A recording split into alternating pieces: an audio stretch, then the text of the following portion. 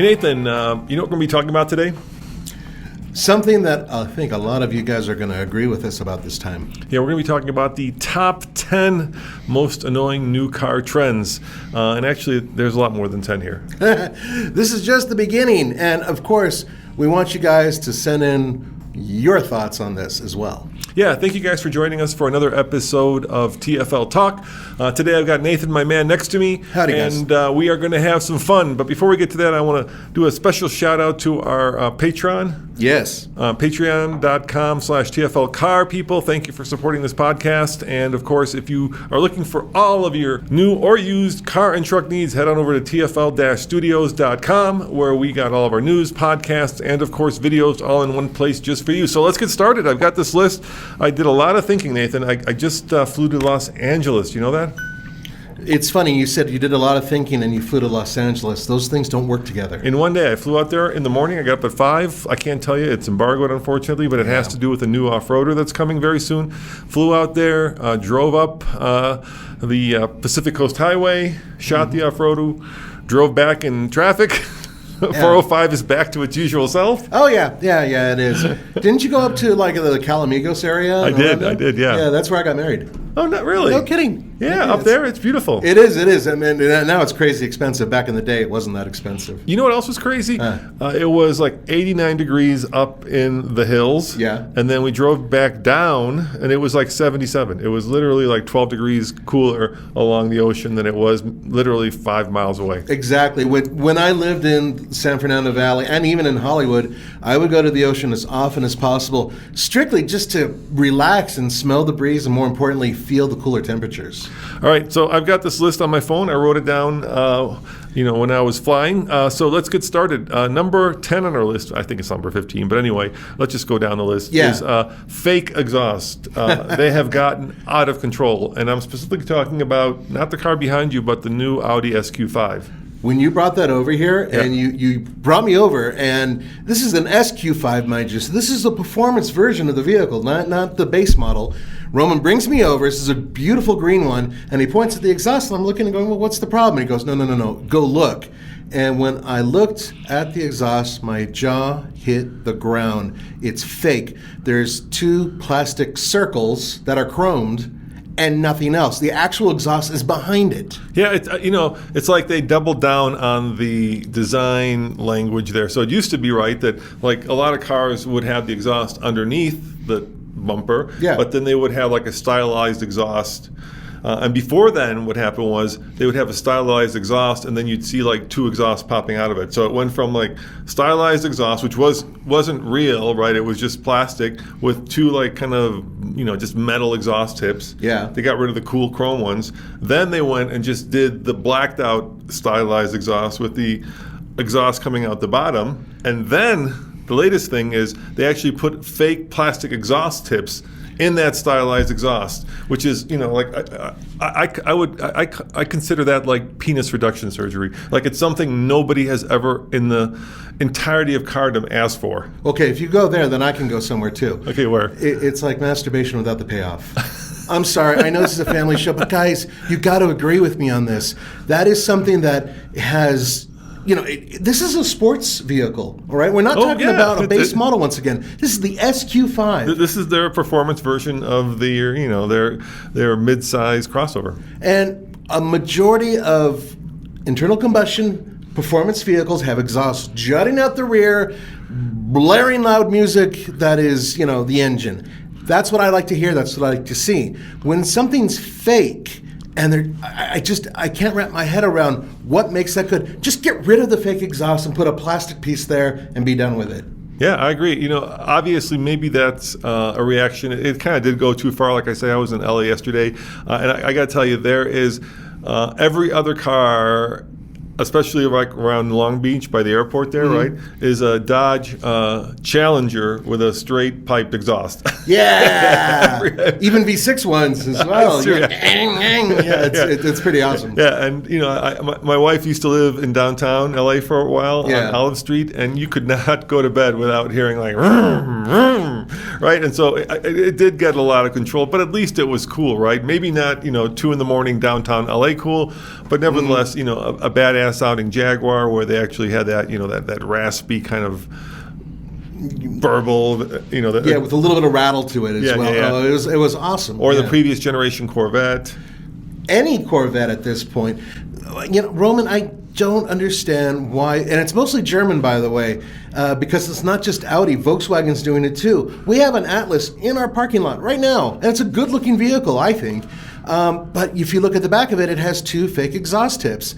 They're not attached to anything. It's just plastic. I asked about it, right? Yeah. And the rationale I got from the manufacturers is that they build these cars for a lot of different markets. Yeah. And so it's much cheaper to actually have stylized exhaust and then route whatever kind of exhaust they need out the bottom. So if it's a diesel, if it's a performance vehicle, you don't have to change the actual tail fascia bumper when you're changing the engine. Which would make sense if we're talking about an entry-level vehicle going to a third world country.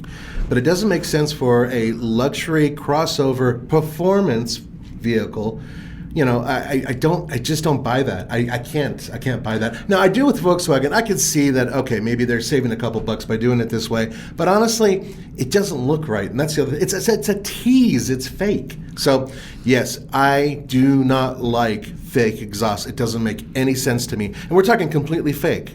Completely. All right, let's keep going. Now, this one is probably a reaction that's gone as well too far. And a lot of these are basically trends that have gone too far. Now, I'm talking about unsprung weight. I'm talking about huge wheels and low-profile tires. Oh, my God, that's gotten out of control. Here in Denver, it's gotten out of control. Yeah, especially on trucks, yeah. Oh, well, for one thing, okay, they do this crazy offset where they're pushing the wheels as far out as possible before the axle snaps.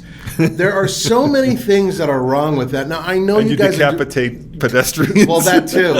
Or first run them of all, over. It's illegal. At least here in Denver or in Colorado, you can't have anything sticking out X amount of inches past the fender without having something that can block the mud from flapping on somebody else or yourself.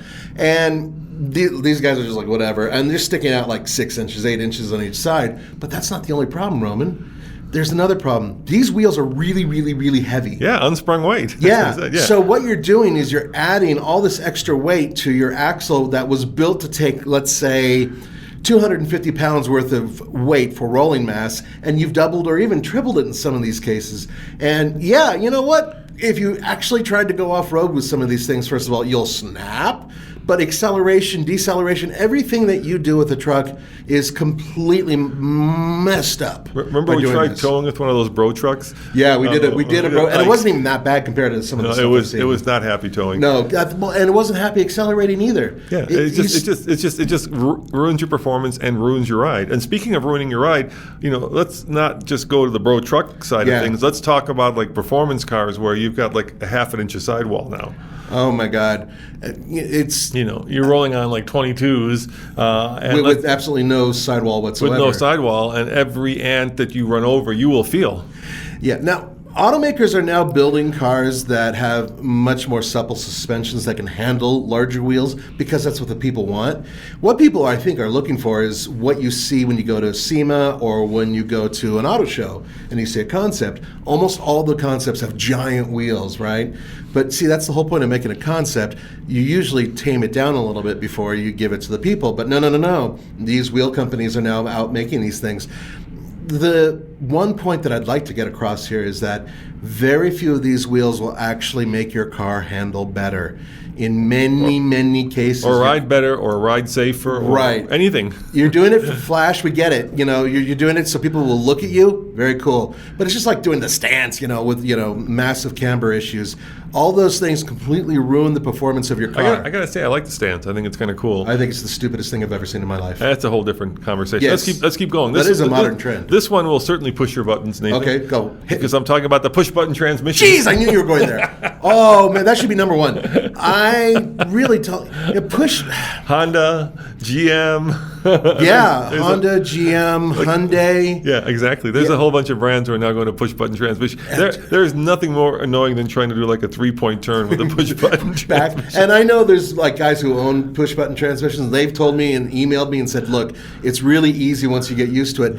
No, it's not. Not so much. And then some of them, part of the problem is we drive a lot of different cars, so it's always different. But some of them, basically aren't just push-button. They're like with the GM, you have to pull down on it, right? It's it's not as simple as simply. Yeah. And there's other ones where if you're going to reverse, you have to pull down or parking brake or whatever. Man.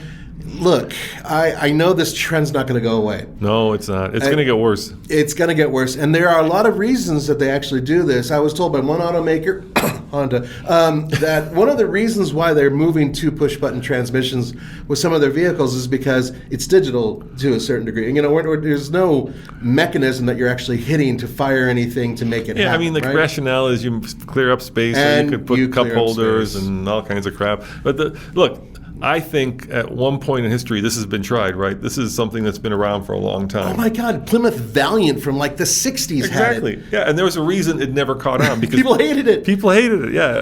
Mechanics hated it, people hated it, and now we're, trying to reinvent the shift knob. I know. Well, this has been going on for a long time. If you think about not just with this, but also rotary dials. Oh God. The FCA has been using, and other car companies have been using. I said FCA instead of Stellantis. Yeah, everybody rotary does. dials, and that to me is almost as annoying. I find that having a shifter of some sort, either on the column or next to you, is easiest because you actually feel it engage, and it is the quickest way to go back and forth, especially when you're parking. So I won't tell you who, but somebody close to me who's not a car person. Mm-hmm. I was driving a Ram truck with a rotary dial, shifter, and this person, my co-passenger, decided to change the radio station. Oh, no way. Yeah, and almost tried to throw the truck in reverse. Now, just so you know, I was told you can't do it. You can't do it. But still, it was terrifying when I saw that hand come and dial. No, wait, wrong one. Yeah, that is one of the issues. The push button, you know what happened to me with the push button thing? This was a couple years ago. I think it was on a Honda Pilot. And I got in it after somebody else at a drive event spilt, I believe, coffee all over everywhere, and then tried to mop it up real quick and then do a good job. So the buttons were sticky. Oh God! And it didn't stick in gear or anything like that. No way. I mean, I'm sure they thought about this. Americans spilling coffee or sodas.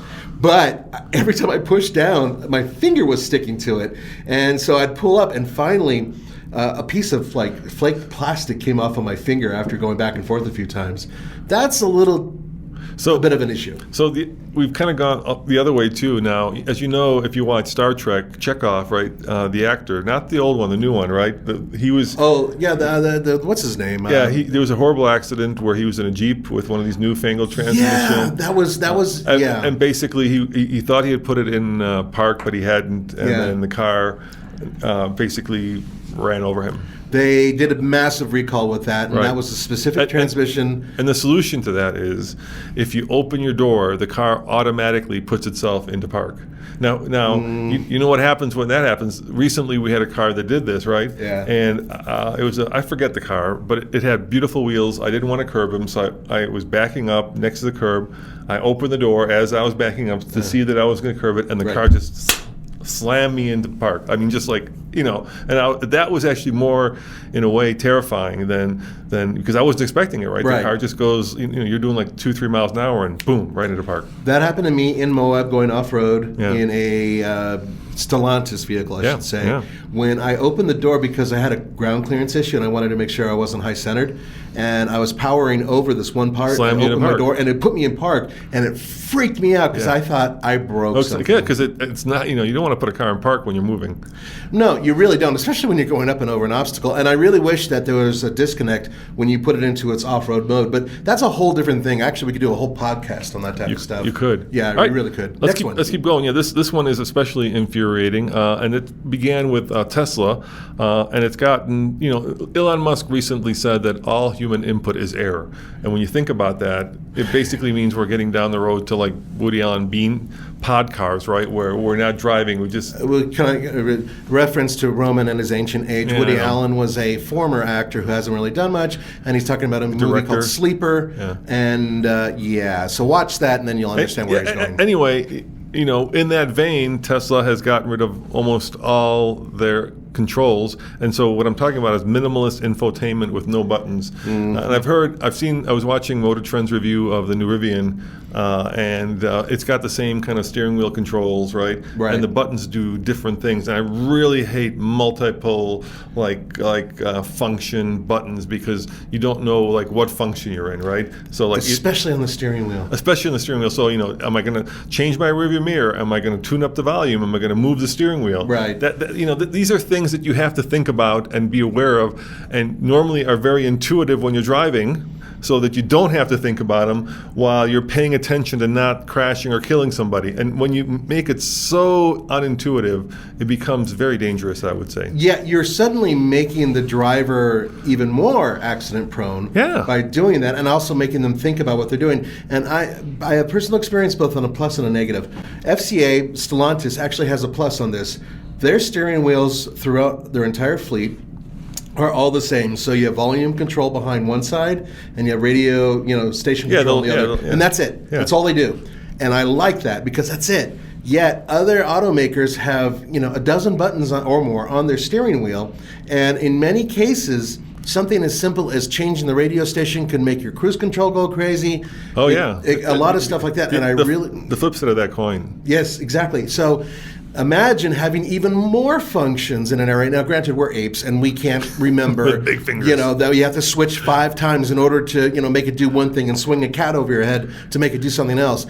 The easiest way to go is to make something as easy as possible, right? Well, that's the hardest thing to do, right? But other people have managed it. Yeah, that's the magic of Apple, right? They make hard things easy. And like my biggest pet peeve, of course, is when they get rid of the tuning and volume knob. Like if I have to get in a car and I have to spend like 5 minutes trying to figure out how to switch from like AM to FM to Sirius to my phone, and then figure out how to do the volume. I know it's on the steering wheel, but I just naturally kind of reach over here because it's such a intuitive. And they're bringing them back in some cases because Honda brought them back. Yeah, Honda's a good example because a lot of people complained, and I'm pretty happy about that actually. Think about the fact that you have different types of people driving a vehicle and lots of rental fleets and all that. I think that it's important that people have the ability to simply change the station, simply tell the car, I don't want cruise control, or I do, and this is how far I want to go. But when you have a multi-function array, that can become an issue, and I truly believe that. So the next one, this is a real pet peeve for me, and that is a driver profile. When you get in the car and it asks you to log into the... Don't you hate that? That's starting to become more popular. Like it wants to know who you are, so that it can track me. It can figure out like what my phone is saying. It can track me for more ads on the screen of the car. Don't give me a driver profile in the car. I do not want my car to be a smart internet-enabled appliance. That's a whole other bag of worms, because if you think about all the stuff that's going on with telemetry being registered in a black box in vehicles, that means that there's even more personal information that you're providing to the vehicle on top of that, not just in case of a crash, but just for other things. And there are people who have security issues about that. Not just security, but just like convenience. I love getting in a car and using it for what it's meant to do, which is move me around. If I want the car to be a concierge, then I won't get in the car. I don't want my car to be. I just want it to be fun and to be drivable and to be a mode of transportation.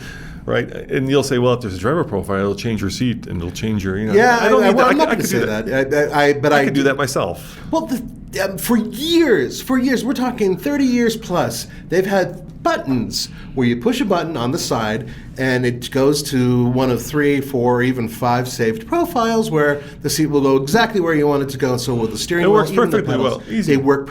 That's my point from before. It's simple. You get number 1, your wife gets number 2, or she gets number 1, however you want. Number 1. Okay, she gets number 1, you get number 2, your daughter gets number 3. Yeah, and it's just that easy. Yeah. So having to go in there and register who you are is ridiculous, and it won't be long before they are able to look at our eyes and go, oh, okay, hi, Nathan, come on into the car. You lost your cladding. I did, didn't I? That's one coming up. All right, let's keep going. So this one, I think, is probably the one that is causing the most and will cause the most consternation and probably the most deaths on American highway, and that is autonomy. I think there is so much misinformation and misconception, and a part of it has to do with actually Tesla, right? Tesla named their driving assistant Autopilot, which it isn't. It's partial autopilot is what it should be called. And they named their, not quite level 2 autonomous highway driving system, full self-driving, which once again it isn't. And I think that is just confusing the out of people. Look, there are 5 levels of autonomy, this, right? And we're at level 2. Level 5 is basically the car can drive itself without driver interaction or emergency interaction in any kind of weather. Right. So if that's level 5, think about where we're at. We're not even at level 2 right now. And so what's happening is people think when they turn on autopilot or full self-driving or whatever you want to call it, that the car will drive itself. Yeah, it'll drive itself until it won't.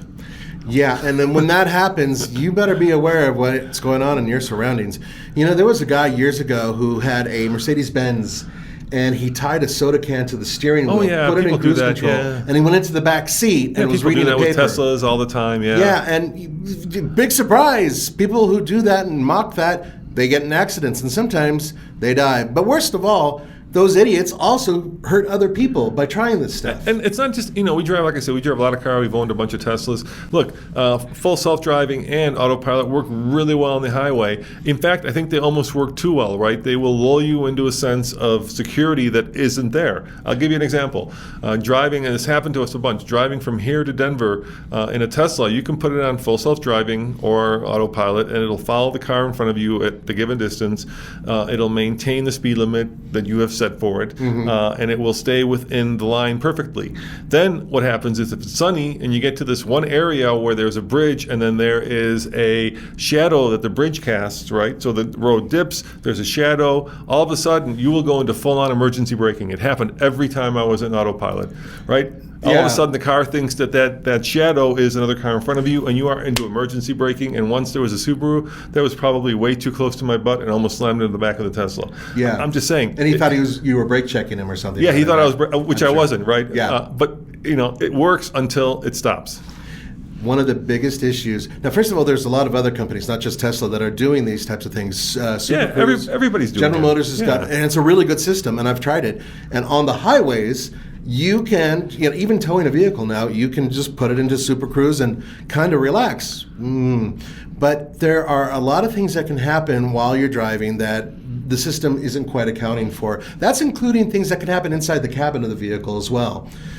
Something as simple as coughing and sneezing and hitting the steering wheel the wrong way or applying the brake at the wrong time can completely defeat the system, and it could happen at the wrong time. Well, little things like that can happen all the time. Well, the problem is that even if it works like 99.9% of the time, it's that 0.1%, right, where you still need the driver paying attention. Now the driver is lulled into a sense of false security, and then the system turns itself off, and then Tesla says, "Oh, you guys are driving a beta. Now this is beta. We warned you about that. You remember when you scrolled down that long list of things that you okayed? Well, that's where you said that you were aware that this is beta, so we're not going to be held accountable for this, and now you're facing either a criminal lawsuit or a civil lawsuit or both." On page 26, paragraph 3, section 3, you had to sign that or at least look at it, and if you didn't, tough luck.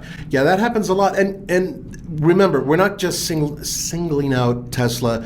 General Motors, Ford now has a system that's like that. A lot of other car companies are working up to level 2, but so far I'm not seeing anybody who's really convincing me that it's completely safe. And I do like the idea of autonomy helping you drive. Sure. Keeping you safe. It's helped me once or twice, but they should have called it like Tesla's little helper, like like that Simpson. I think Elon Musk's ego is too big to call it little helper. Yeah, I think he'd be angry with that. All right, let's keep going. I think this one you'll agree. 2 words: piano black. Oh God. It's still happening. It's not as bad as it used to be, though. But for a while there, that became like the go-to cheap way of making inexpensive cars look expensive until you, by accident or on purpose, touched them.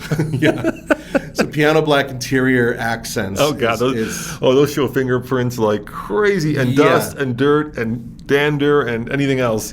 Yeah, it's still something that's happening with a lot of vehicles, and with a really inexpensive car, when they do that, they're trying to jazz it up a little bit. I get it.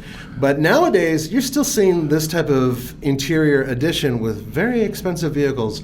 And for me, it's like, no, that doesn't make any sense. It's gone such full circle with the piano black accent pieces now that it screams cheap. Right? It was supposed to be like, this is high class, it's piano black. And now it's like, oh, you guys put the cheapest plastic and made it the blackest of blacks. To make it seem like it's luxurious and expensive, but it isn't. Right, and there was a day when the fake wood was something that looked kind of cool, and then it got so bad that they were putting them inside of Chevy Aveos, and it's like, okay, that's not real. Well, that's kind of been taken over by the whole piano black, and also fake carbon fiber.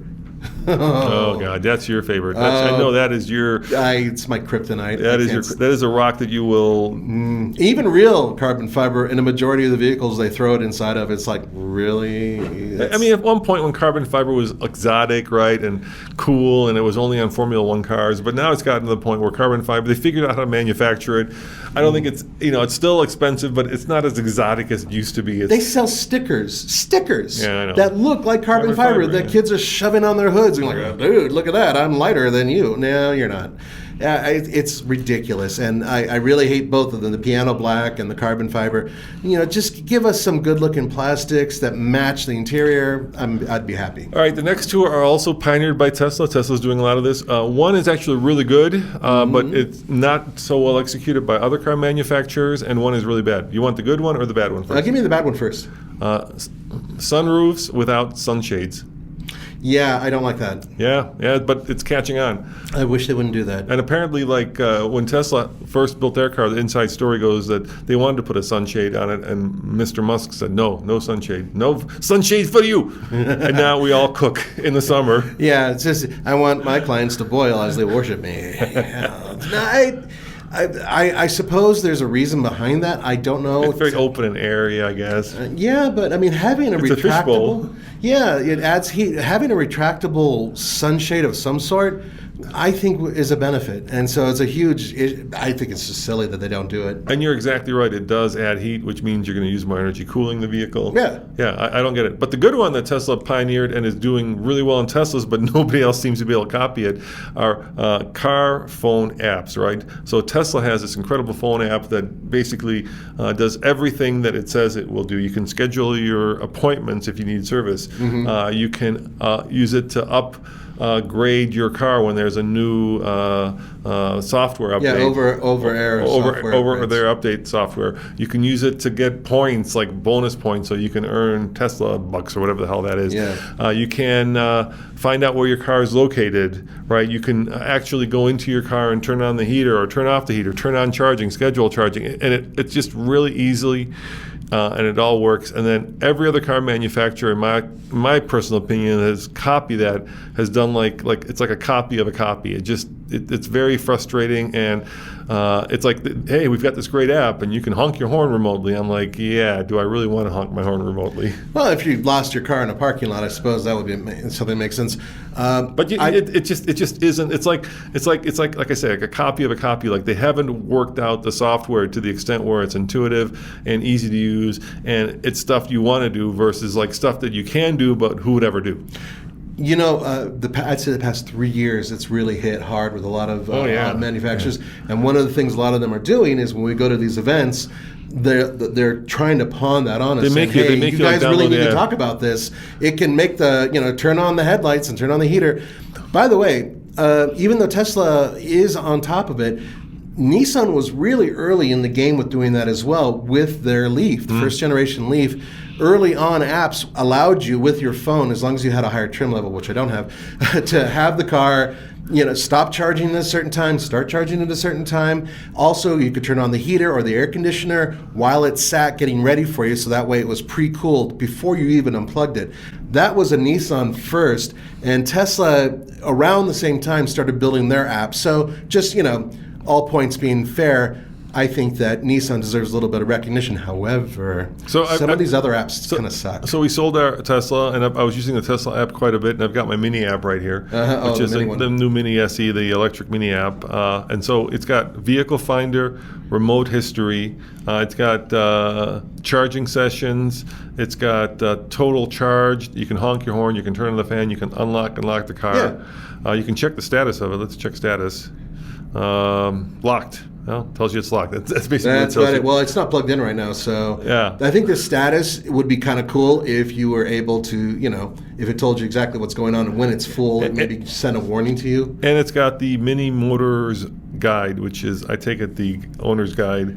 Probably. Yeah, and you can schedule a service. You can find a dealer. It's a decent little app. Yeah, I've never used it though. The Tesla app I use all the time. This one I've never used, and maybe it's just me. Maybe there's more to it than I need to use, but I've never used it. All right, should we keep going? Yes, we should. By the way, does that thing for the Mini have a Lucas setup? Negative grounds. I think Lucas is gone. Okay. Now you're dating yourself. If they were, All right. Next. All right. How about this one? Useless, and I mean useless drive modes. So some drive modes work, like the off-road stuff is actually terrain. It depends on the vehicle. Depends, like a Land Rover, even the Ford Bronco, their terrain management actually does work. But there are a lot of vehicles out there where it doesn't do squat. It just makes you feel like you've changed from regular mode to sport mode. Yeah, well, sport modes are especially notorious for not really doing much. There are certain vehicles out there, and I really don't want to start, pointing too many fingers, but here on the good side. Yeah. Ford's off-road mode, their GOAT mode, all that stuff works really well.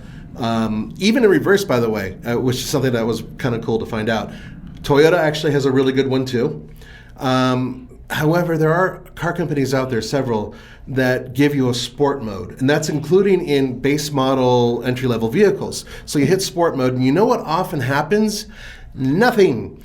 What that button will do sometimes is tighten up the steering a little bit, according to them, which sometimes it doesn't. Or if it has a CVT, they say it makes it more responsive. I honestly don't know how you make a CVT more responsive. So the bottom line is that a majority of car companies that have entry-level cars with sport mode, it's not any sportier when you hit the button. Yeah, I agree. And some of the stuff that it does do, like make the steering heavier, unless you're on the Autobahn, it does, It's really, it's not that noticeable. It's not that, or the other thing it does, which is common, is it raises the RPMs, right? And then it makes the car very nervous and very jittery, and you're like always in the wrong RPM. Well, it can change, with an automatic transmission, it can change the shift pattern. Right. But I'm saying normally, let's say you're going down the highway and the thing would be like loping along at 2,000 RPM. You put it, and this is a normal automatic transmission. You put in sport mode, and all of a sudden you're in 5,000 RPM, as if you're on the track. And I'm like, come on, guys, really?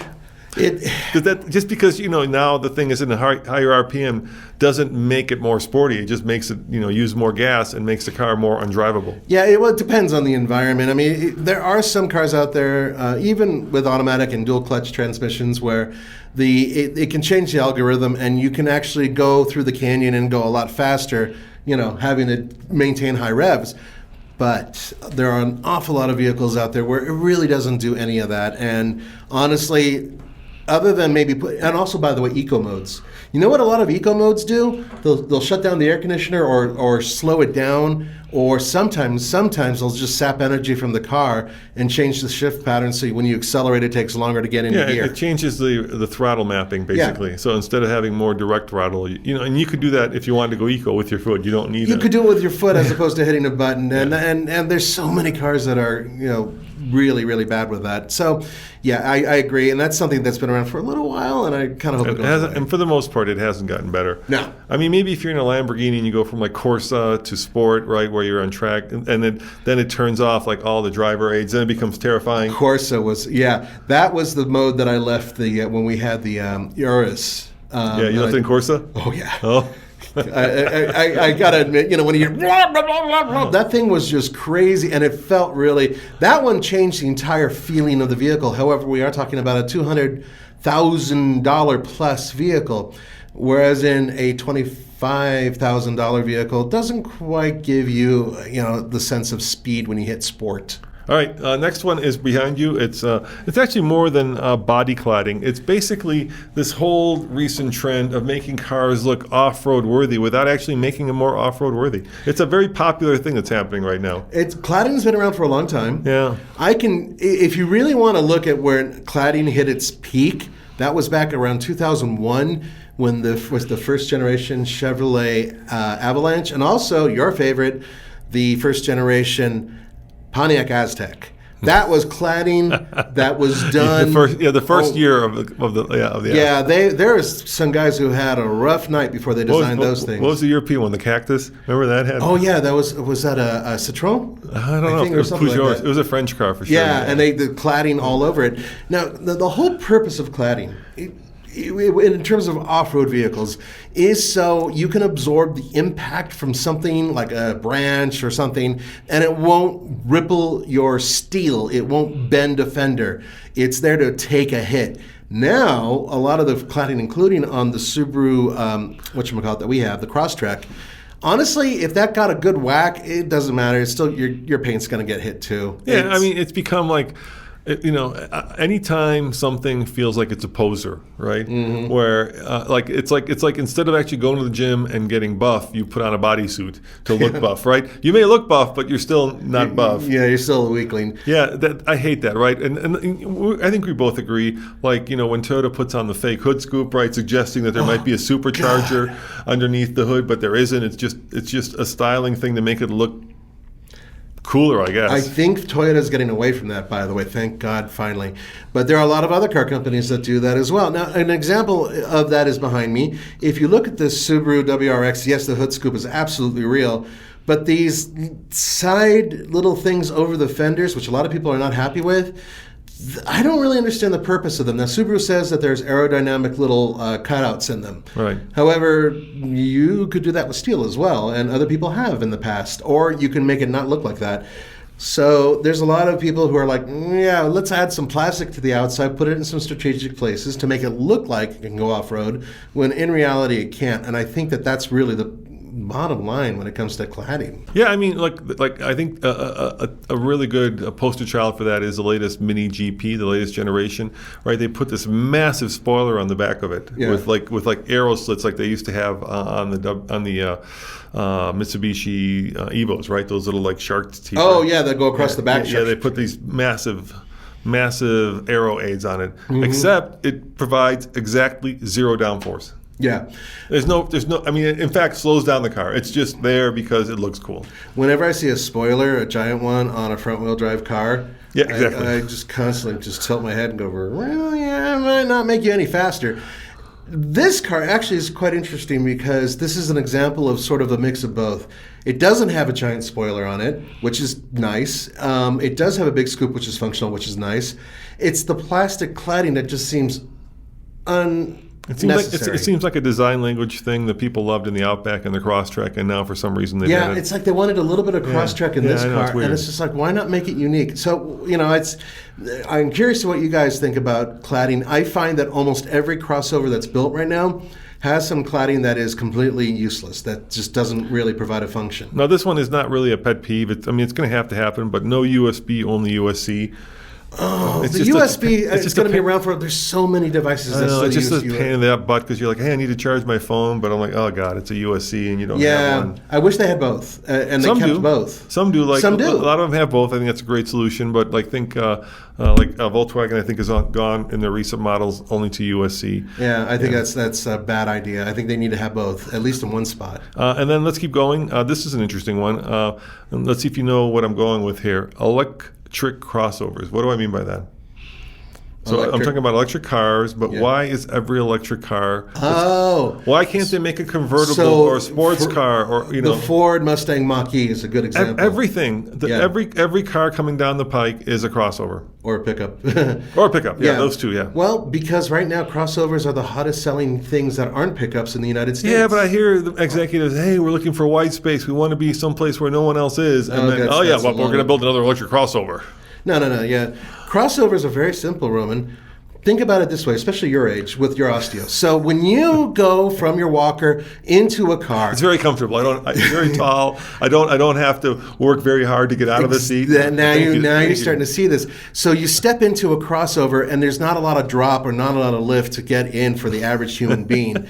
So physically, a lot of room from my walker. Yeah, from your walker. Yeah, sure. When you go, and a wheelchair that's coming soon. You understand that Roman's going to get revenge later on, guys. So I'm in trouble. The point is that when you get out of whatever you're getting out of, and you walk, I make you do car, the keeps ad. So I don't do the. Yeah, that's for sure. You get into a car, you're more comfortable getting into a crossover than you are getting into a small sedan, or even a big sedan for that matter. So the seat height and the door size really matters to a lot of people. It's just so much easier. So you're wondering why everybody's going crossover? Because it's that much easier to build. I am so bored of electric crossovers. Yeah, I agree. Bored. And Cadillac, new electric crossover. Nissan, new electric crossover. Hyundai, new electric crossover. Every brand, electric crossover. Once again, they're selling a lot of crossovers. It just makes sense that they do that. Now, your Tesla company is a good example of one that also does both. They have 2 crossovers and they have 2 sedans right now, and eventually a sports car. And a truck. And a truck eventually. I got to tell you that I don't want to. This is not a take and dump on Tesla Day, but I do feel sorry for all those owners who put down $250,000 to be the first to have the Roadster. Oh, that Roadster. Yeah, that was like I want to say that was like now 3 years ago, and every year Tesla keeps pushing that back. Imagine if you had given Tesla $250,000 to hold your place for that first. Well, it's not the first time this has happened with the company. First edition. Yeah. And, whoa. Dude, that is like that is mind-bogglingly like out of my realm of thinking. Yeah. Well, fortunately, they're building a brand new place in Texas, and hopefully they'll be able to make production happen faster. Hence, there's no timeline for that Roadster. Yeah, I know. But the pickup supposedly next year. But that's $100. And it was refundable. But that $250,000 for the Roadster. Yeah. Well, all right, let's keep going. This is a one that we use a lot, and it really bugs me. Cars without any recovery points, and it doesn't have to be an off-roader, just any car. I'll give you an example. So we had this Raptor, right, and it had this winch. Yeah. That we didn't use much. Let's face it, we didn't use that winch much. We bought it because we needed it, and then when we got a bunch of vehicles stuck, and then we got the winch, and then we never got anything stuck again. Yeah, I think we pretty much used it once. So I'm driving up and over Loveland Pass in this Raptor, right? It was a blue one, right? Yep. First gen. And there's a small Nissan that has now wedged itself completely into a snowbank. Mm-hmm. And there's 4 people up on the top of Loveland Pass in the middle of winter where it's like 25 degrees below zero, freezing their asses off, trying to free up and it turned out it was a Mexican Nissan, so I don't know what model it was, but they were from Mexico. Was it a really small one? It was a really small one. Maybe it was the Micra. It wasn't a Micra, it wasn't that small. It was like Versa-sized. Okay. It was a sedan. And so I'm like, hey, I could be the hero. I've got a winch. I'm going to pull you out. I got a winch, right? So I walk up to it, and I'm like, hey, I can help you guys. And they're like, great, we really appreciate it. We're freezing our balls off, And I'm like, no problem. There was no place I could safely attach that to. So they didn't have the screw inlet? They didn't have the screw inlet. They didn't. You can't put it around a suspension member because you're more likely to yank out the suspension member. I've seen videos on YouTube of people getting their maybe like that dude who does the recovery thing in St. George. He could have figured it out, but I could not figure out a safe place to winch about without endangering their car. And I wasn't about to pull out a suspension member by trying to hook it up to the rear axle or something, right? I have a good story about that real quick. Years and years and years ago, third generation, GTI was stuck in sand in Central California. It's Pismo Beach. I'm sure a lot of you guys know you can go out there. For some ungodly reason, this idiot tried to drive into the sand. And he sunk so far down that you couldn't get to the screw point. So in other words, there's a large screw bolt, an eye bolt that you can screw into the bumper. But that's not recovery, right? That's for the roll-on, roll-off boats, right? So those are so you can hold the car on the boat when they're transporting them from Germany. But it's the only recovery point. You can use it, but it's not structurally. It could come flying out. Yeah, it can. Well, anyway, it was too low. I couldn't get to that. Yeah. And so a bunch of buddies with me took 2 different vehicles and we wrapped some rope around the rear suspension member. And for lack of a better word, we stretched the car. It was longer by the time we pulled it out. Yeah, I didn't know if this thing was like a cork in a bottle in that snowdrift or if it was just going to pop out. Did you ever get them out? No, what I did was I saw that there was a snowplow who had you can't use your phone up on Loveland Pass. Yeah, no. So I saw if you go down just a little bit, there's a little you go over the top as if you're going down a Keystone, and then you go around this big turn, and then that's where they keep the sand, and that's where they keep the snow plows. That's right. Yeah. So I drove back down, and I told the guys, I said, "Hey guys, there's a guy stuck up there," and they had a radio, and they radioed for a tow truck. So you didn't use your mini app? I didn't use my mini app. No. Seriously. All right, let's keep going. How about this one? What do you think of this one? And we've done plenty of testing with this, so we have experience. Natural voice recognition. I still think it doesn't work. It works a little. I'll tell you what works in almost every car. Now, the first thing I do when I get into a car and I know I'm going to drive it, a volume knob. If I'm going to drive it for more than 24 hours, is I say, after I push the button, pair phone. And I would say 80% of the vehicles know that they should bring me to a menu that'll allow me to pair my phone. And in some cases, they'll even say, okay, what phone, and they'll give me instructions. But then 20% of those vehicles don't even recognize that. Sorry, say again. Sorry, you have two phones. No, paraphone, not paraphones. A pair of phones. And that's just a very simple standard request, right? Other things, navigation, we've tried several times, and some of them get it right, but many get it wrong. Yeah, that's why people are putting Alexas into their cars because... Yeah, it's better to do that, works, or even Google. Google works great in my house. Yeah, I know. Anyway, I've given up on it. After 10 years, I every time we go and they're like, hey, we've re-engineered our new natural voice recognition system, so you can just talk naturally. And and the first time I tried it, the thing's like, sorry, can you repeat? It's such a load of crap. Let me explain. I have some friends who were born out of the country, and so they have an accent, some heavy, some not so heavy. Many of those systems do not recognize an accent. For sure. And others, if you have a speech impediment or if you have heavy whiskers on your face, anything, it seems like some of these systems absolutely do not want to recognize what you're saying. And the worst part is when they give you the wrong selection. How infuriating is that? When you're asking, okay, navigation to, this book store. I know they barely exist now. And it says something to the effect of Taco Bell? What's a bookstore, Nathan? No, I seem to recall video rental stores. Yeah, that was Fahrenheit 451 for you. So when you say that and it completely comes up with the wrong thing, it drives me crazy and I get really angry. And then I say cancel, and it says something to the effect sometimes of, do you want to go home? I was like, no, I'm trying to cancel you, you idiot. And then I'm yelling at it. Yeah, exactly. Or when you hit the button by accident. Oh my God, on the steering wheel when you hit the voice button and in the middle of a great song and rocking out and all of a sudden. How may I help you? How may I help you? Voice command. What? Yeah, I don't like that one at all. All right, this is an interesting one, and maybe because we get access to vehicles that are early and that most people haven't driven yet, you may feel like we're wrong about this one, but just you wait. Giant screens, Nathan, they're coming. Giant, like the one in the new Mercedes EQS, where it's the entire length of the vehicle. It is. It goes across. I think it's all the way across. Cadillac's doing something very similar, and there's a bunch of even the current vehicles that we have driven with big screens. I've complained about. I know you, and especially the kids that work for us, are like, "Oh, dude, it's a 20-inch." No, here's my problem. Tesla's pretty much like a giant screen TV with nothing else. Yeah, and Tesla's a really good example of that. One of the Teslas I was driving, it was actually reflecting off the front windshield when I was driving it at night, and that was a major issue for me. And I like a bright screen because I'm getting old. My eyes are tired. Other vehicles, including the Ram with the big screen, I look at that and then I see the smaller screen that's available. I just prefer the smaller screen. It doesn't reflect as much. It doesn't draw my eye to it. All that stuff.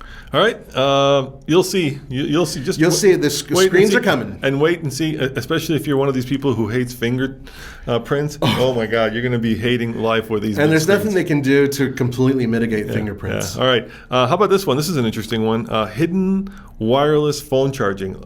As if they forgot that there are also passengers in the vehicle. Oh, it gets worse, Roman. The second level of that is wireless phone chargers that can't charge your phone because they're too small. Oh yeah, because they don't have enough power. But I hate the hidden ones. Like there's so many manufacturers that like Porsche does it. They hide their wireless charger in the center armrest, as if you're the only one driving that car who wants to use your phone. Right? There's also a passenger who may want to charge their phone, or see what's happening on their phone while it's being charged. And other what I call them charging dishes, because it's basically what it is. It has to be a dish in order to hold your phone in place so it can effectively charge your phone wirelessly.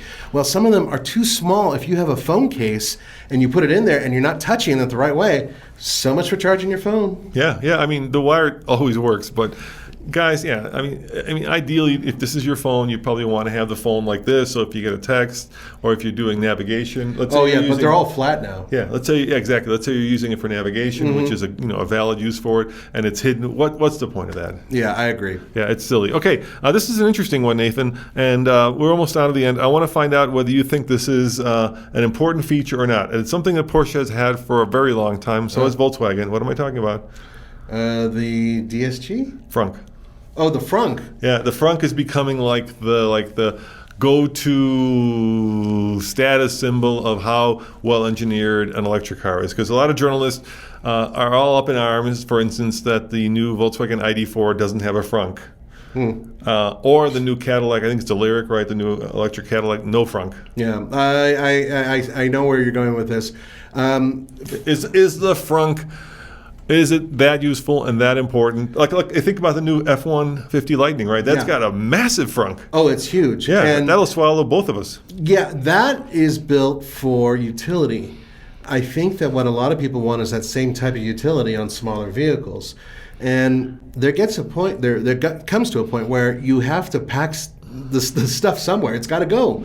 So the thing about electric cars with me is that you don't have to worry about large transmission tunnels or any of that other stuff. So you have more cargo to begin with. That Kia EV that you went and saw, that thing had a ton of space. Yeah, the Ioniq 5. Yeah, but it didn't have, I mean, its footprint wasn't that much bigger than, a mid-sized car. Yeah. But it had way more space. I think that the frunk is sort of something that people are getting into because it's kind of cool. You're right, it's status.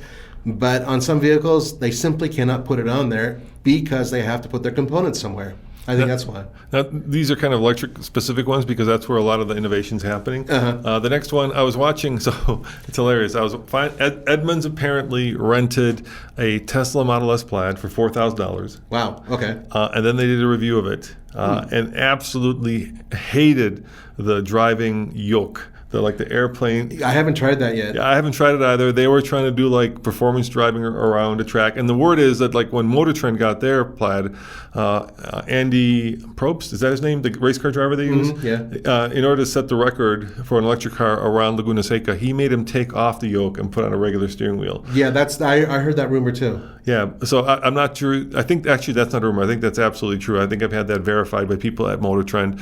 But this trend is a little terrifying because it's kind of taking the ultimate thing that works exceptionally well in a car, which is a steering wheel. Yeah. And for no good reason than to just say you can do it so that you can tweet it or Instagram it or YouTube it, putting on something that is absolutely asinine. I'm sorry. I was watching Edmund's video and it looked horrendous trying to steer that car, trying to do hand over hand. Oh yeah.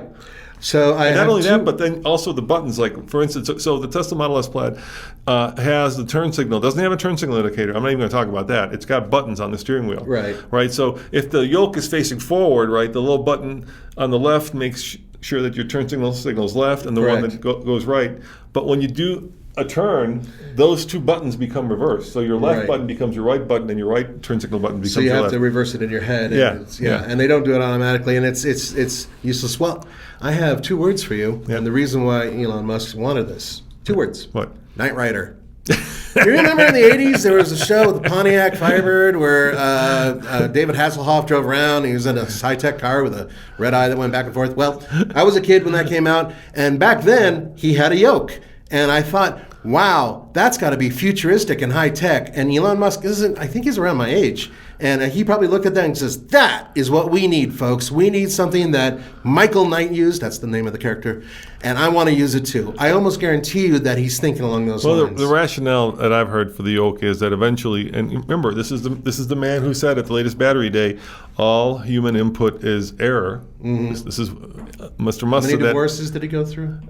In a car, which is terrifying to me because that to me says that I won't be driving Teslas, but they'll be driving me. But anyway, it's eventually so that you can retract the yoke and have the car drive itself. Right. And I don't know why you couldn't retract the steering wheel. Maybe a yoke is easier to retract. I don't know, but that doesn't make no sense to me. Yeah, I agree. Now there are a lot of concept cars that are out there that have yokes or square steering wheels, that type of thing. And we get that, but at the end of the day, when you're looking at your average driver getting into a car, what is their comfort level? Well, maybe something that was invented well over 100 years ago that has been working for, well over 100 years. Look, let's face it. Formula One cars have yokes, right? Yeah. But that's because they're not making like 2-point turns or pulling into the Starbucks, right? No, their steering is so tight, right? They only have a couple degrees of turn. Yeah, to a full hairpin turn, they turn about 30 degrees on the yoke to make that happen. And that's because it's got a hyper large gear that goes to the front wheels. In other words, every half turn you're doing turns the wheels a lot. Well, you can't do that on a day-to-day driver because that doesn't work for day-to-day driving. Can you imagine that? Having that much sensitivity? I think it's the opposite way. What happens in a race car is when you're going 200 miles an hour, even a little bit of a turn, if it would turn the wheel on, you'd be going off the racetrack. So I think what happens is it's just a little turn, a little bit of wheel movement. A little bit of wheel movement at high speeds, but at low speeds, you don't have to turn it very variable? much. Yeah, I believe so. Okay. Anyway, but it's been that way for a long time. Anyway, we're probably going into a depth that we're out of here. So let us know in the comments. What you think. We would appreciate. But the point is that Formula One steering belongs in Formula One cars, not on like the Starbucks car. Yeah, especially once again, Michael Knight. Yeah, that was fictional. So sorry, Elon. That was a TV show. I think Universal made. All right, I've got one more here, and we tried to do a video on this to disprove it, but it's gonna be something that is gonna get out there. It's in popular myth right now. And to be fair, it actually started and it worked. So once upon a time, your Nissan Leaf is powered by a CHAdeMO connection. Yeah, it's got two. It's got the CHAdeMO and it's got the other one. Right, so CCS. Yeah. So CHAdeMO started as one of the first Asian, it started in Japan, I believe, ways to charge a Leaf. And it actually... Fast charging. Yeah, fast charging. It enables charging to go both ways. Mm-hmm. So in Japan, you can actually use a CHAdeMO connector to power your house. Yep. Right?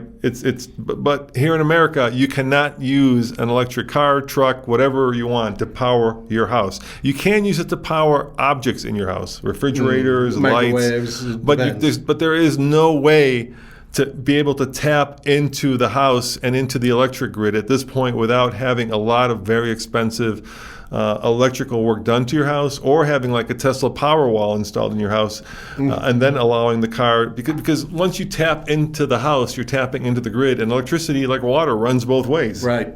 You can't. It's just like, hey, you can't like just plug into the house and hey, now I'm going to power the house. Not unless you get a lot of upgrades in order to make it happen. But for instance, my house, which was built back in '53, my house is ancient. Yeah.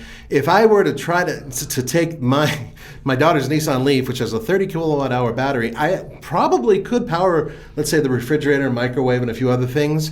But if I tried to plug it into my ancient board, it'll fry everything and possibly have the house burned down, which actually might be tempting because of insurance. No, you're right. And Mr. Allen, what did you do? I plugged my Leaf. I plugged my car in. I don't know. We had a blackout. Uh-huh. In Colorado, we do have a lot of blackouts, by the way. Not like California, but we do have. We have strong winds. Strong winds and snowstorms sometimes do it. Roman recently did a video with Andre's pickup truck. Yeah, where we actually had a guy who had a house who could be powered off of a generator. Right. There was a lot of work that went into that. Yeah, and we thought maybe we could plug Andre's truck into the house. And no, we couldn't. The truck would not power the house. Yeah, and I think that's a real shame because they'd market that. And in the future, a lot of electric cars have the ability. Yeah, the Ioniq 5 is going to have, what they have? They've got this little like dongle. God, now we're getting dongles for cars, It's a Nathan. dongle. Okay. I know. It is a dongle. It's a dongle. It's this big fat dongle. It looks like, like a quarter of an elephant's trunk. And you plug it into the car and then you get 215 volt outlets. Mm-hmm. Now, when you do that, the cool thing is that car also has car-to-car charging. So, and I read about it because your thing, and that means if somebody runs out of juice on the street and you have, let's say, a nearly full battery and you want to help them out, you can plug in and give them up to X amount of juice and get them going. Bear in mind that there are certain vehicles that you can do that with and some I believe you cannot do that with. So, for a while, their AAA actually, and I think they walked away from this, if I recall, they tried to have electric, like truck chargers on board, so if an electric car ran out of power, you could actually give it go and plug it in. Yeah, it didn't work. They walked away from it. There's a couple companies out there actually right now that are doing these modular blocks which can be charged, and you can take them with you and use that to plug into other vehicles, but they're pretty big and heavy. And in the future, just like you had gas cans, you'll probably have electric cans that go out there and you can plug it in and juice up.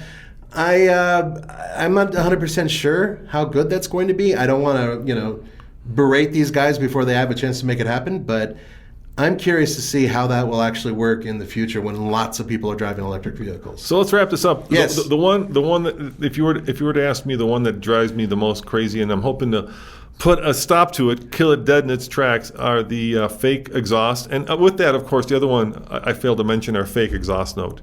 That's another. You mean augmented exhaust? Oh yeah, at one point in time, if a car sounded cool, it sounded cool, and then BMW said, our cars are very quiet, which they were, right? You want a quiet car, and so what we'll do is we'll create like a little tube that will funnel the natural engine note into the cabin. That's cool, right? You put so much sound because it's still the engine note. Yeah, and so there was actually a physical tube that would bring the engine note and make the car sound cool so that you could hear it while you were driving it. And then, of course, they all went completely off the reservation when they decided to just start faking the engine noise through the speakers. Yeah, through the speakers. Through the speakers, yeah. And it's not just cars, it's trucks as well. Now, there's a reason why exhaust companies that build, Borla and all those ones, why they're billion-dollar businesses, and that's because a lot of people just come on, I just want a real sound, a meaty sound. There are other people, however, who actually like this. They actually like having a quiet car that they can tune in on. You could almost justify it in like a car like the i8, right? So the i8 was this very expensive BMW hybrid that used a battery and a little 3-cylinder turbo out of a Mini. Yeah. Which isn't going to sound great.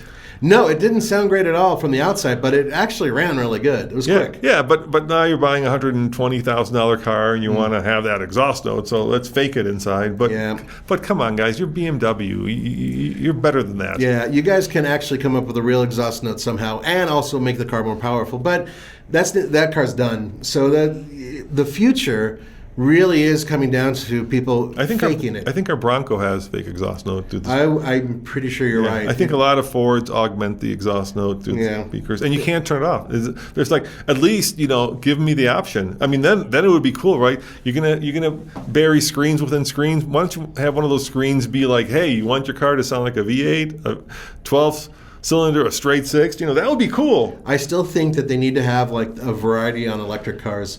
So that would be cool too. Yeah, you could just push a button. You got Formula One. You push another button. WRC. A flathead V8, whatever. And that would be awesome. But it's not happening yet. What's the old Ford V8? What was that called? Flathead. Was that a flathead? Yeah. So there's a guy, Craig Cole, who works for CNET right now. Oh, Craig's my buddy. He's great. He's got an old flathead that's like straight pipe. It sounds so good, Nathan. Yeah, it's that retro sound that one produces. Yeah. Oh my gosh. Yeah. I know exactly what you're talking about. It wouldn't be that hard to come up with these sounds and actually fake them in a really good kind of way. Yeah, record them and then have them go along with the speed of the vehicle and match it. I'm sure you could do that with some sort of software, but it hasn't happened yet. Yeah, or you really want to blow people's minds or F with people's minds. Do that same thing with a speaker on an electric car. Well, that's now you're outside though, not inside. Outside as well. That's what I want. Yeah, big old Bose speaker or something like that. And so you pass by, and they know that you're driving, the newest electric cheap car, and all of a sudden, just like a Formula One car. Yeah, do you remember those old Honda Formula One cars? Oh my God! Imagine if it sounded like that. The V12s. The V12s, yeah. Oh, yeah. So we're curious to your perspective on this, guys, and or how about like an offshore racing boat? A racing boat, or that'd be cool. Like one of those Formula bikes, the really, really high pitch ones. What are the desert skimmers out of Star Wars? You could do that too. Oh, why not? You mean the desert skimmer? You mean the those skimmers, right? From the snow, right? They're in the sand or they're in the snow, right? Anyway, like a skimmer, like a Star Wars land skimmer. speeders or whatever. Land speeder, yeah, okay, yeah. One of those, yeah. Yeah, I just want to make sure we don't get copyright. Or how about like going into like warp speed on Star Trek? Well, so you're saying do that with internal and external speakers, yeah. That would be super cool. So you heard it here first, folks. If you decide to invent that for General Motors or any other ones, let us know because we deserve a piece of the pie. Yeah, and put a clown car sound in there too. Just for me and Nathan. Ice cream truck. Yeah. How cool an ice cream truck. Wow, now we're really going off the rails. We want to get your opinions on everything that we talked about, guys, so please put your comments below, send us emails, let us know what you think. Yep, and remember, go to tfl-studios.com, and thank you to all of you for listening and watching. If you're listening to this on our podcast or if you're watching it on YouTube, and thanks to our patrons for helping us do this every week. See you guys next time. Ciao. Cheers.